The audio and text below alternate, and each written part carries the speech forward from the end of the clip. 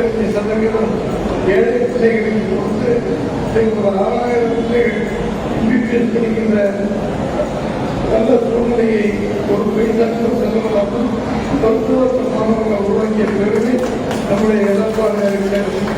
ஆனால் ஸ்டாலின் எதிர்கட்சியாக இருக்கும்போது அவைகளெல்லாம் கேட்புகளை கொடுத்தவர் நம்முடைய எடப்பாடி அவர்கள்.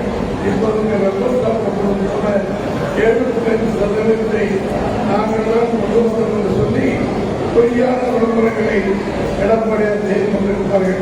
75% ஏழை பிள்ளைகளுக்கு கொடுத்து ஒரு 6000 பிள்ளைகள் வீட்டில் படிக்கின்ற நல்ல சூழ்நிலையை ஒரு பெய்தாக்கும் செல்வதாகவும் மருத்துவ மாணவர்களை உருவாக்கிய பெருமை நம்முடைய எடப்பாடி இருக்கிறது.